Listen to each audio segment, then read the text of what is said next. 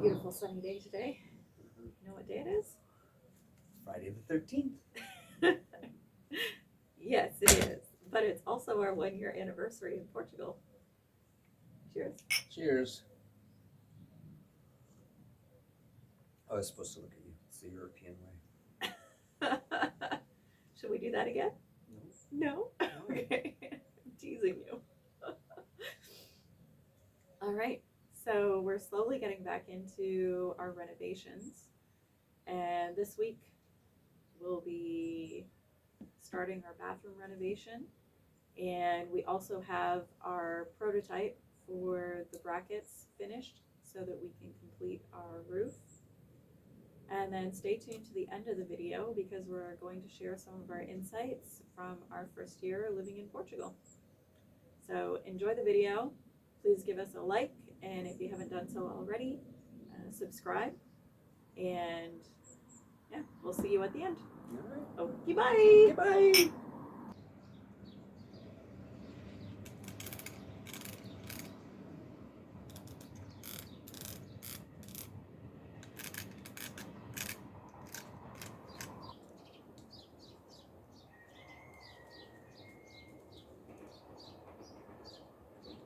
Basically what I did is I found the center of the stringer and then I used the level so that it's vertically level, and then I have a center line folded on my 6 centimeter by 6 centimeter square, and I kept the center of the paper along the center line I drew on the wall until this top corner was touching the stringer and drew that angle across.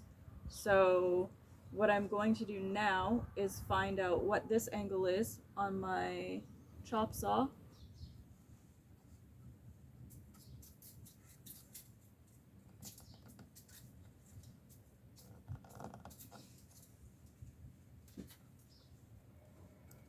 So I would say that should be accurate. So that is at 19.5. So we'll see if I did this right.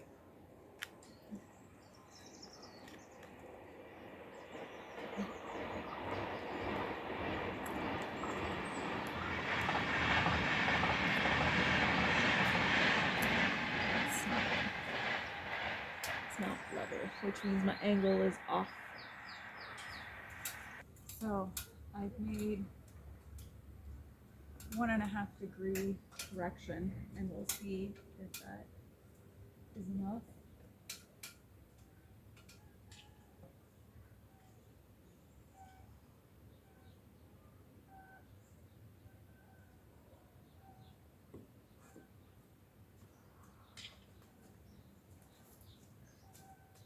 How's your handle?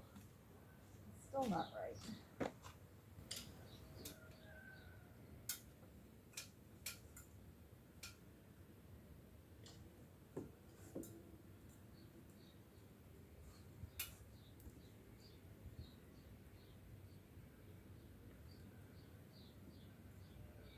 There we go. So the correct angle is 22.5 for the back half of the roof. Now I need to check the front half.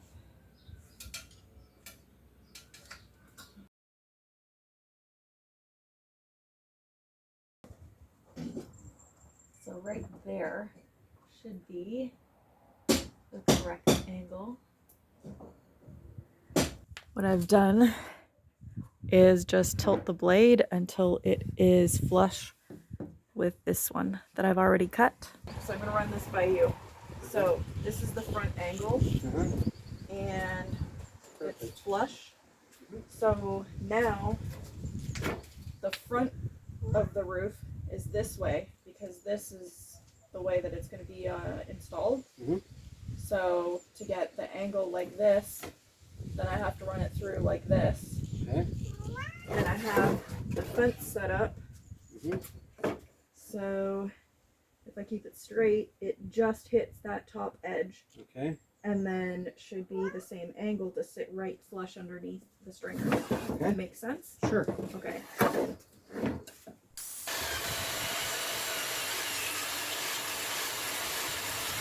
But one thing I did not account for, when you cut this part on an angle, this is no longer straight. So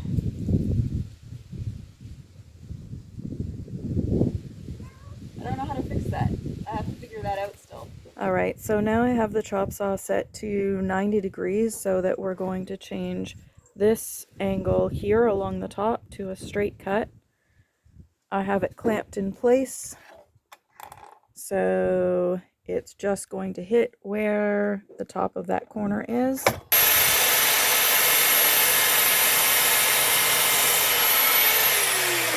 So this is the 45-degree angle that needs to connect with the 45-degree angle on the piece against the wall. And then this sits underneath the angle of the stringers to support the weight once we put the last panel of the roof on.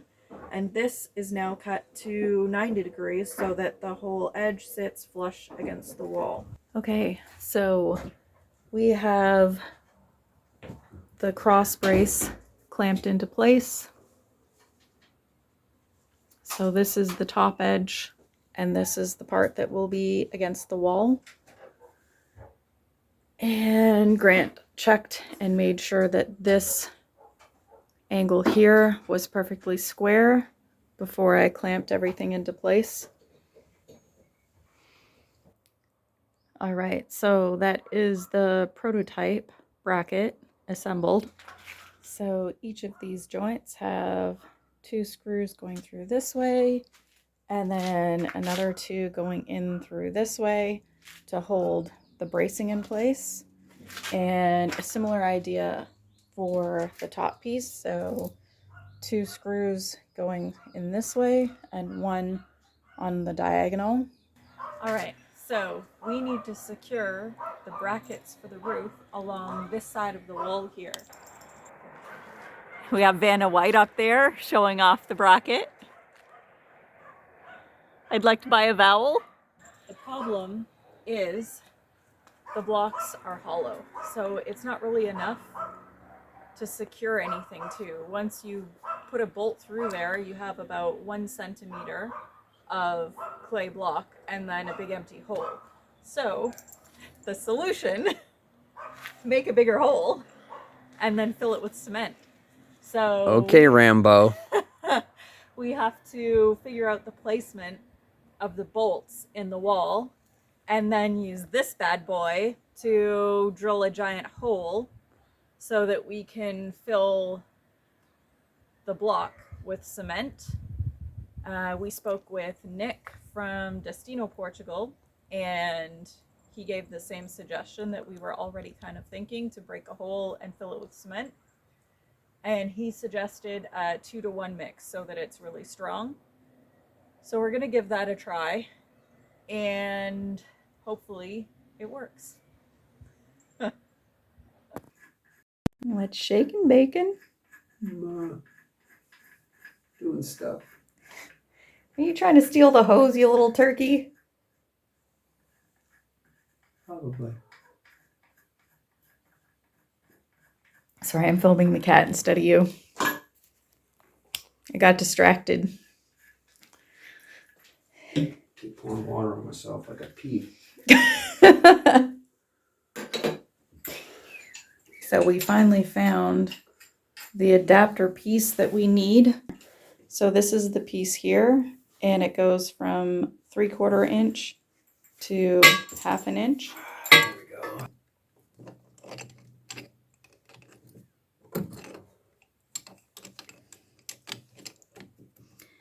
And this is why we're doing the tap first before I build a cabinet around it.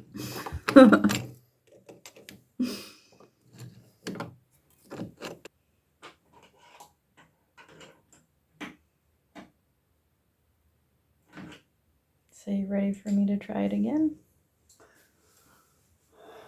Yep. Okay. Let's see what we got. Here you go. Camera for you.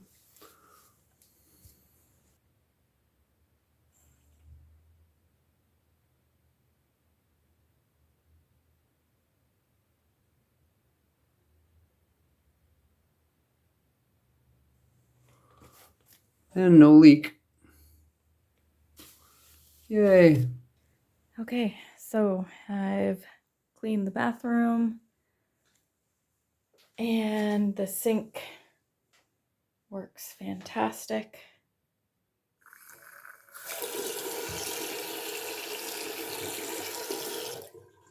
So the new tap is amazing. And I kind of cleaned and organized in here. We'll see how long that lasts because Betty's already in here. I already wiped up some more dirty cat prints off of the washing machine, so yeah, give it another hour. The sink will be full of footprints again. But for now, it's clean and organized.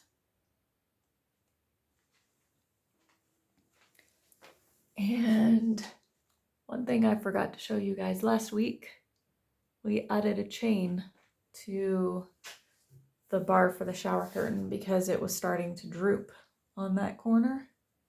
So we just used a hook and a piece of chain that we already had. And I just used one of the shower curtain hooks to attach it. And what are you making? I'm making a terrace wall to terrace this land Nice. with earth bags. They're the same size. They're 20 liter. Nice. So Okay. These are 30 cents. Yeah. So let's see. Almost 3 bricks of the 30-cent bricks. Nice. All right, and almost the same height. And if we can get the bags for free from the kennel, That would be awesome. that would be even better. So we'll have to ask next time we're over there. Yeah, but at least we know where to get them here. Yeah. So 30 cents isn't bad. Cheaper than what you found online. Way cheaper. So, yeah, we'll do a terrace here. Yep. Looks good. Maybe one lower, I don't know. Maybe one along this fence line here. Going that way. Yeah. Or This is all our property. So or even like this, just above the trees, like a little another one there, triangle. another one there. So Yeah. maybe 2 hoops here, one this way, one that way. Yeah. Yeah. We need to start GoFundMe though. We're running out of money. Friggin' cats, where'd you come from? In the jungle. All I saw was the tail. So this is the first time I've seen him almost at the beginning of the process. And he has the cat food bag inside a bucket to fill it with sand so that they're all the same size, I guess? Or just so that it's easier to fill? Just easier to fill. Oh, okay. At the beginning. Yeah, well, that makes sense. So 5 of those bags are now the ones that we bought 30 cents for 30 cents each, and then 2 of them are from the cat food because these guys go through a lot of food, especially that one. That one goes through all the food. Well, she was super skinny, like she's bigger now than when she was pregnant. She's never had food available all the time, so she goes crazy. Yeah. Hopefully she eventually figures out that there's always food and she doesn't have to gorge herself. Yeah. In the meantime, she waddles when she walks. Go catch some mice. And then eventually I'll put a drain pipe like that. Yep. That makes sense. One there, maybe 3 of them or 4 of them, one in the end, one here. Yep. Sounds good. So that you don't get all the water and the weight behind it pushing and then breaking the wall. Mm-hmm. I'm going to fill this side here. Yeah. With debris. Okay. From the roof. Right, so that the end of the drains don't get blocked by dirt. Well, no, just like gravel instead. Yeah, that's what I'm saying. So the end of your tubes don't get clogged with dirt, and then the water doesn't go through your drains. Also helps for drainage. Yes. So the water just doesn't sit against the wall. It looks like the cat bags are a little more durable than the ones we bought. Yeah. I think so, but I may have overfilled those ones. Oh, okay. So I'm trying to figure out how much to put in, right? Yeah. So We'll have to make our way over to the municipal vet and see if we can get the empty feed bags when they're done with them. Because free is better than cheap. yeah, I like free. I like free too. We found this guy. Big fire lizard. Built a nest underneath the roof panels. I don't know if that's his nest or a mole's nest. Oh. I just figured it was his because he's right beside it, but you know, that doesn't mean anything. He's cute. Look how fat he is. Yeah. I'll go put him in the compost. That's where I found one before. Okay. Look out, you have a nosy nuts here. Hey, buddy. Fatty. Oh, You been he's eating good cute. under here, bud? Yeah. You wanna turn this way so you're in the sun? There we go. Some nice color on him. Hello. Hola. You're very cute. They're poisonous, no? I think their skin is toxic. Okay. Most likely to animals. Like Well, yeah, cats when and they try to dogs. eat them.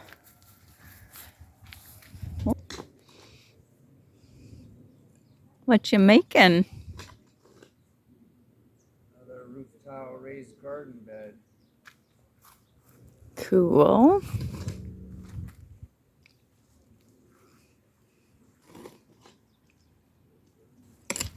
So far we have 3. So we have the one along the wall and then 2 shorter ones in front of the compost. And then you're making 4 here? 1, 2, 3, 4, probably 5. 5? Actually. Okay. Cool.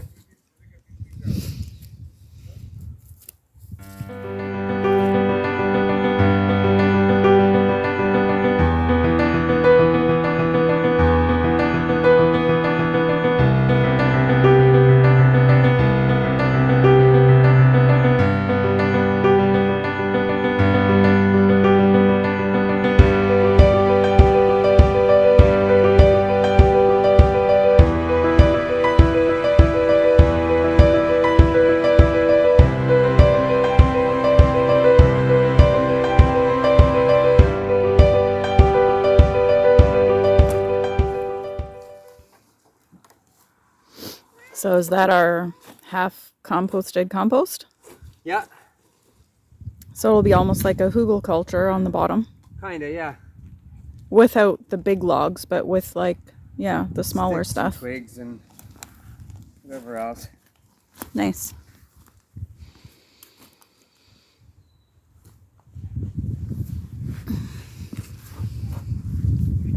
Hi, Drac.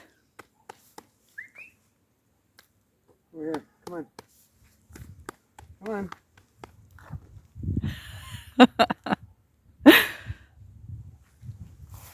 Are you a pirate? Yeah. Hello, Dracula.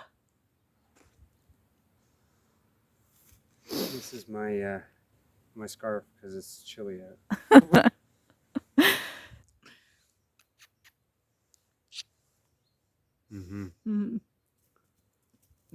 Thanks for watching to the end of our video, and we'd like to share some of our insights from the past year living in Portugal. One of the first things that we noticed was how welcoming and friendly the Portuguese people are and the sense of community that we have here.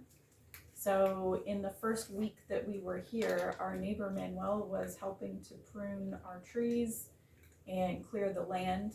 And he also offered to run an extension cord over because we didn't have electricity connected for the first week that we were here.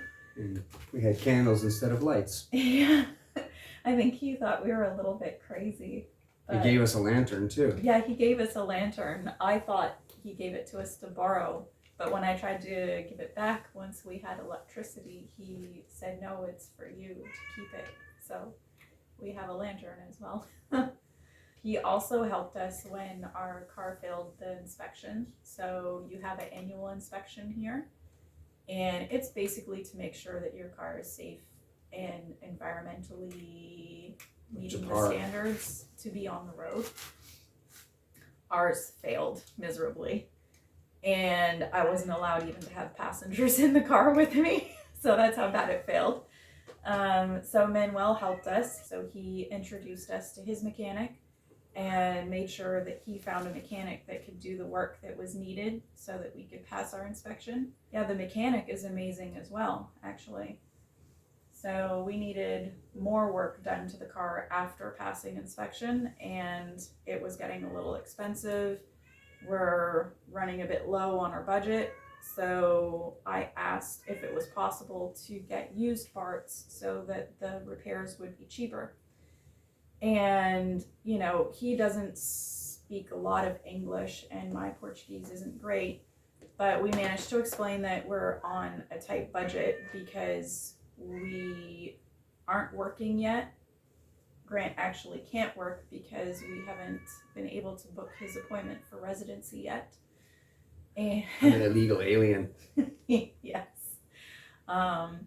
When the mechanic heard that, he offered to help find us a job when we're ready, which was amazing. I mean, I've never had a mechanic that was that caring before, that we just met. Yeah, and so friendly and wanting to help. And he also got on the phone right away to try and help to get an appointment with immigration to get his residency. We still haven't gotten an appointment, but he tried. So that to me was amazing that he would try to help. Another example of the Portuguese people being really helpful and super friendly is when we tried to order the materials that we needed for the framework for our roof. We went to the sawmill, and I was trying to order 6 centimeter by 6 centimeter rafters for our roof, and the owner didn't think that that would be sufficient to hold the weight of a roof, probably because he was thinking of the clay tiles. So he came to our house and looked at the roof. So I'm actually gonna get the camera so I can show you. Our original plan was to space the rafters and the stringers half a meter apart, so 50 centimeters apart. And when the owner of the sawmill came and saw that we were using the metal sandwich panels, he said, oh no, that's way too much. You don't need all of that structure for the sandwich panels. All you need is the ridge beam. And he said that the existing ridge beam was good. We could use the old one and not replace it. So we only needed to buy 2 purlins. So yeah, I showed them my drawing and said, like, this is what our plan was. And they said, well, yeah, that would work, but it's not necessary. So we ended up purchasing half the amount of lumber that we originally planned on buying. You're the only business people I know who tell you to buy less. Yeah, I've never had that happen before. Usually they're trying to sell you more. One of the other positive things about Portugal is the low cost of living. So, for example, our car insurance, what we pay for the entire year is almost the same as what we paid monthly in Canada for car insurance. And that is based on a similar aged vehicle and the same coverage. Pretty much everything is cheaper here. Even me. Well, I'm trying to think of something that would be more expensive. Everything, electricity, water. No, more expensive here than in Canada, and I can't think of anything. Like all of the utilities, all of the services, even groceries. I mean, groceries aren't tons cheaper than in Canada, I don't think. The only thing that's more expensive here actually is gas right now. Yeah, gas For- for the car. For the car. So, but I don't think it's that much more No. expensive. But it is more expensive. That's a good point. Going into some negatives, and not huge negatives. Obviously, we knew that the ocean was going to be cold. It's the Atlantic Ocean. But we weren't really prepared for it to be that cold year round. So, I mean, I didn't even go in the water. You did. Yeah, it's cold. So yeah, even in the middle of summer, the ocean was very cold. He only stayed in for like a minute or two, whereas if we were somewhere warmer, then he would be in the ocean for 2 hours or more a day. And here, yeah, that's just not happening. No. Another thing that we were aware of is that it is windy here, but we weren't prepared for how windy it is, and almost constantly. And everywhere. In the mountains, in the valleys, on the beach. Yeah. I notice it more on the beach because you get sandblasted when you're trying to relax, but it's definitely everywhere. So the other thing that we were aware of before we came was that it is cooler in winter, and that the older houses are not insulated, so it's actually colder inside the house than outside. But we just weren't prepared for how cold it was overall in winter. So that's something that we just have to adjust to, I guess. Come on, not on camera. We can do that later. For a recap, everything has been overall a really good experience in our first year here. And the only downside for us is we would prefer if it was a little bit warmer. Mm-hmm. But we also knew that it wasn't going to be as warm as we want. So yeah. I think that pretty much covers it.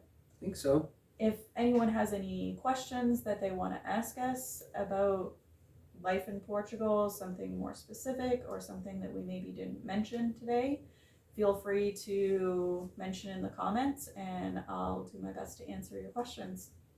Okay. Bye. We'll see you next week. Okay, bye. Bye.